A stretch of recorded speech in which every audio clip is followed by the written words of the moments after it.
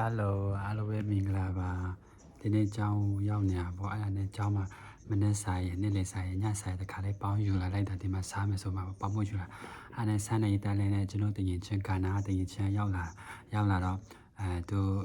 ဘတ်ဒရုံခဏသွားမယ်ပေါ့အဲ့ဒါသူပစ္စည်းကြည့်ထားပေးဆိုကြည့်နေသူလည်းပြန်လာပြန်သူလည်းမနေ့စာမစားရသေးဘူးဆိုတော့မနေ့စာစားနေတိုင်းနဲ့အစီအအိမ်ကလည်းတီရှူတရွယ်ပဲပါလာတော့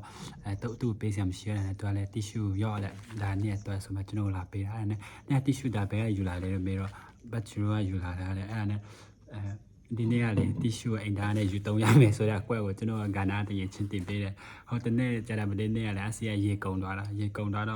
ယူလာတဲ့ဟာကုန်သွားတော့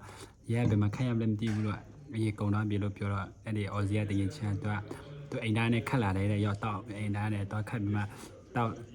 ခတ်လာတယ်အဲ့နဲ့အိမ်သားနဲ့တောက်လို့ရလားလို့မေးလို့တော့ကျွန်တော်တောက်ပြအဲ့နဲ့သူလည်းတောက်လို့ဆိုတော့မထူတော့ဘူးဆိုမှကျွန်တော်လည်းအိမ်သားနဲ့တော့ခတ်မှအိမ်သားနဲ့ပဲတောက်လာပေါ့အဲ့နဲ့တီရှူကိုအိမ်သားနဲ့တုံးဖို့အတွက်တင်ပေးတယ်ဒီရေကိုအိမ်သားနဲ့ခတ်တောက်လို့ရတယ်ဆိုတာတင်ပေးတယ်အတူဆက်နှစ်ခုတင်ထားပါတယ်လို့တက်ခန့်ရှုံးဘိုင်